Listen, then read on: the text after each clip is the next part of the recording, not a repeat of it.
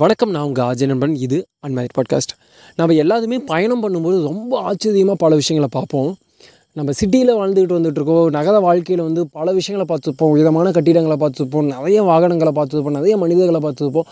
அதுவே நம்ம அப்படியே பயணத்துக்காக ஒரு கிராம பகுதிக்கு வரோம் அப்படின்னா, அந்த வயல்வெளி அந்த பசுமையான விஷயங்கள் எல்லாமே நம்ம அந்த அந்த சீசன் டைமில் வரும்போது ரொம்ப அழகாக இருக்கும்.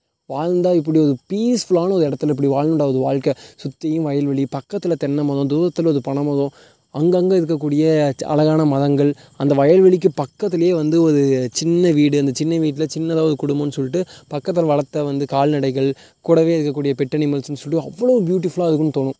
அதுவே ஒரு கிராமத்தில் இருக்கக்கூடிய ஒரு இளைஞன் அப்படியே சிட்டிக்குள்ளே போதான்னா, எவ்வளோ ஈஸியாக ஆக்சசபிளாக இருக்குது, எல்லாமே ஒரே இடத்துல நம்மளால் கிடைக்க முடியுது. இந்த பக்கம் திரும்பினா கடைகள் இருக்குது, அந்த பக்கம் திரும்பினா நமக்கு தேவையான எல்லா விஷயங்களும் இருக்குது, காலேஜ் இதே இடங்கள் இருக்குது, அந்த எக்ஸ்போஷர் பயங்கரமாக இருக்குது, பெரிய பெரிய மனிதர்கள் நம்மளால் ஈஸியாக அணுக முடியுது அப்படின்னு பல விஷயங்களை நம்ம பகிர்ந்துக்க முடியும். இந்த கிராமம் நகர்வுகள்லாம் தாண்டி நம்ம ஒரு இடத்துலேருந்து இன்னொரு இடத்துக்கு போகும்போது ஒரு விஷயத்தை பார்க்குறோம், அதை பார்த்து வியப்படையதும் அல்லது அதிலேருந்து நம்ம கற்றுக்க நிறைய விஷயங்கள் நம்ம முயற்சி பண்ணிக்கிட்டே இருப்போம்.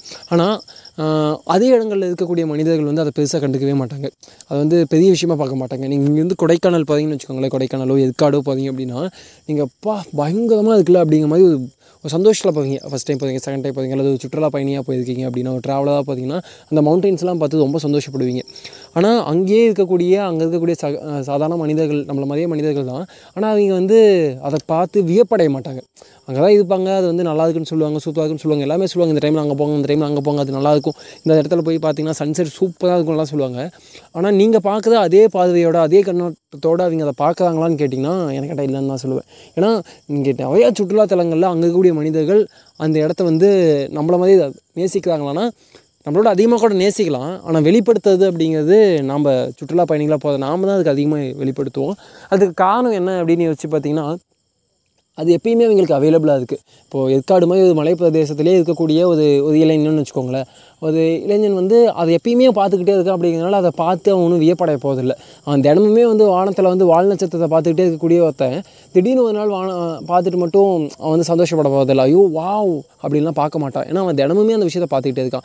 தினமுமே தன்னோட வாழ்க்கையில் ஒட்டகத்தை பார்த்துக்கிட்டே இருக்க ஒரு பாலைவன பகுதியில் இருக்கக்கூடிய ஒரு இளைஞன் தினமும் ஒரு ஞாயிற்றுக்கிழமை காலையில் ஒரு 10 மணிக்கு அந்த ஒட்டகத்தை பார்த்ததும் ஒட்டகண்டா அப்படின்னு பார்த்தா வியப்படைய மாட்டான். நானுமே சின்ன வயசில் இந்த மயிலெலாம் பார்த்தா ரொம்ப வியப்படைவேன் நான்.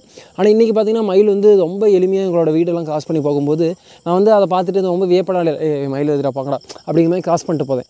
இதுலேருந்து ஒரு விஷயம் என்ன புரிஞ்சுக்க முடியுது அப்படின்னா, எந்த ஒரு விஷயம் நமக்கு ரொம்ப ஈஸியாக அக்சசபிளாக இருக்குது, எப்பயுமே நமக்கு அவைலபிளாக இருக்குது, ஆக்சசபிள் தாண்டி எப்பயுமே நமக்கு எது அவைலபிளாக இருக்கோ அந்த விஷயத்தை நம்ம சரியாக ரெஸ்பெக்ட் பண்ண மாட்டோம். மயில் அப்பயும் அதே அழகோடு தான் இருந்துச்சு, இன்னமும் அதே அழகோடு தான் இருக்குது. ஆனால் அப்போது எங்கேயோ எப்பயாவது பார்க்கக்கூடிய ஒரு அதிசயமாக இருந்தனால தான் அதுக்கு நம்ம அவ்வளோ வேல்யூ கொடுத்தோம். நான் ஒரு வாகனத்தில் போய்கிட்டு இருக்கேன், நான் ஒரு நபர் என்னை கூட்டிகிட்டு போயிட்டு இருக்காங்க, நான் வாகனத்தில் பின்னாடி உட்காந்துட்டு இருக்கனாலும் நான் வண்டியை நிறுத்த சொல்லி அந்த மயிலை பார்த்துட்டு போயிருக்க காலம்லாம் இருக்குது. ஆனால் இன்றைக்கி நான் ஒரு வாகனத்தில் போய்கிட்டு இருக்கேன், நானே ட்ரைவ் பண்ணிகிட்டு இருக்கேன் அப்படின்னா கூட மயிலை பார்த்தாலோ அந்த மயிலை பார்த்து நான் பெருசாக வியப்படைய மாட்டேங்குது, சகஜமாக கடந்து போயிட்டுருக்கேன்னா அது எப்பயுமே என்கிட்ட அவைலபிளாக இருக்குது, என்னால் ஈஸியாக அதை பார்க்க முடியுது. இதுக்காக நான் ஒன்றும் மெனக்கடணுங்கிற அவசியம் இல்லை. அப்படிங்கும்போது தான் இதை கனெக்ட் பண்ணி பார்த்திங்கன்னா நிறைய இடங்களில் நம்மளால் பார்க்க முடியும். இப்போ நம்மளை சுற்றி அவ்வளோ விஷயங்களை நம்ம கண்டுக்காமல் போய்கிட்டு இருக்கோம், நம்ம சுற்றி அவ்வளோ ஆப்பர்ச்சுனிட்டிஸுக்கு அதை நம்ம கண்டுக்காமல் போய்கிட்டு இருக்கோம் அப்படின்னா அதுக்கு முக்கியமான காரணம் அதை நம்ம ரெகுலராக பார்த்துட்டு இருக்கனால அதோட ஆப்பர்ச்சுனிட்டிஸ் நம்ம கண்டுக்கு தெரியல. எங்கேயோ யாதோ நாம் இருக்கக்கூடிய பகுதிகளை, நான் இருக்கக்கூடிய இந்த பகுதியே எனக்கு அது பெரிய அழகாக தெரியாது, ஆனால் என் நண்பன் இருக்கக்கூடிய இதுக்கு போனால் செமையாக இருக்குன்னு தோணும். ஆனால் அவனுக்கு அதேமாதிரி என் இடத்துக்கு பார்த்தோன்னா அவனுக்கு அழகாக தெரியும். ஏன்னா நம்ம ஒரு இடத்துல அவைலபிளாகவே இருக்கும். அப்படிங்கும்போது அதோட வேல்யூ தெரியாது அப்படிங்கிறதான் ரியாலிட்டி. அந்த ரியாலிட்டியை நம்ம புரிஞ்சுக்கணும். இதுலேருந்து ஒரு கோர் ஐடியாவாக ஒரு விஷயம் நான் சொல்லணும்னு ஆசைப்படுறேன்னா, யாருக்குமே ரொம்ப அவைலபிளாக இருக்காங்க. குறிப்பாக நீங்கள் ஒரு ப்ரொஃபஷனாக இருக்கீங்க, நீங்கள் ஒரு ஆண்டர்ப்ரனர் ஆகணும்னு ஆசைப்பட்றீங்க, என்னோடய பிஸ்னஸை டெவலப் பண்ணும், உங்களுக்குன்னு ஒரு என்ன சொல்கிறது, ஒரு ப்ரொஃபைலை நீங்கள் க்ரியேட் பண்ணிகிட்டு இருக்கீங்க அப்படின்னா அவைலபிளாக இருங்க. உங்களோட மதிப்போடு உங்களை யாருக்கு அணுகுறாங்களோ அந்த பேஷனேட்டில் அந்த அவைலபிலிட்டியோடு இருங்க. அது எவ்வளோ பர்சனலாக இருந்தாலும் சரி, எவ்வளோ நான் பர்சனலாக, எவ்வளோ பிஸ்னஸாக எதுவாக இருந்தாலும் சரி, 100% யாருக்குமே அவைலபிளாக இருக்காதீங்க. அது உங்களோட வேல்யூவை அவங்க புரிஞ்சிக்காமல் இருக்கிறத தாண்டி நீங்கள் எப்பயுமே அவைலபிளாக இருக்கும்போது அவன் எங்கே போயிடுவான், என்றைக்காக இருந்தாலும் நம்மகிட்ட தான் வந்தாகணும். அந்த பொண்ணு எங்கே போயிடும், எப்போயா இருந்தாலும் நம்மக்கிட்ட அவைலபிளாக தான் இருக்க போகிறாங்க, அவங்களோட ஸ்கில்ஸை நம்ம யூஸ் பண்ணிக்கலாம் அப்படிங்கிறதுனால அவங்க நம்மளை தட்டி கழிக்கிறதுக்கான வாய்ப்பு இருக்குது. பட் அவங்களுக்கு பொறுமை இருக்கலாம், அவங்களோட ஐடியாவுக்கு நம்ம ஒர்க் பண்ணுறோம் அப்படிங்கிறனால அவங்களோட ஐடியாவுக்கு இன்னும் டைம் இருக்குது அப்படிங்கிற மாதிரி இருக்கலாம். ஆனால் நமக்கு அந்த டைம் இருக்கான்னு கேட்டால் இல்லை. ஸோ டைமுங்கிறது ரொம்ப ரொம்ப கம்மி.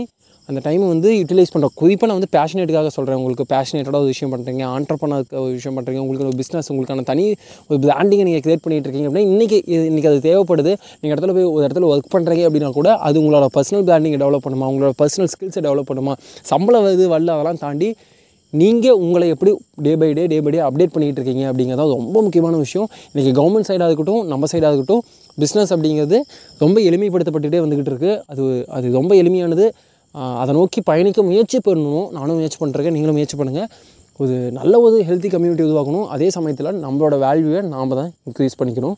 ஸோ நீ எங்கே வந்தாண்டா எங்கேயோ போய் சம்மத்தே அடி வாங்கிட்டு வந்துட்டு புலம்பிகிட்டு இருக்கா நீங்கள் கேட்க வேண்டாம். மேபி இதுக்கெலாம் இல்லாமல் கூட இருக்கலாம். பட் திடீர்னு சொல்லணும்னு தோணுச்சு. அதாவது ரொம்ப நாள் கழித்து உங்கள்கிட்ட வந்து சொல்லியிருக்கேன். பேசுவோம், தொடர்ந்து நிறையா பேசுவோம். அன்டில் பாய். நான் உங்கள் அன்புக்குரிய நண்பன் அஜய் நண்பன். இது அன்மாதிரி பாட்காஸ்ட். நாளைக்கு ஒரு செம்மையான விஷயத்தை பற்றி பேச வரைக்கும் வெயிட் பண்ணுங்கன்னா வந்துக்கிட்டே இருக்கேன். இனிமேல் வெயிட் பண்ண விடமாட்டேன்னு நினைக்கிறேன். பார்க்கலாம். பாய்.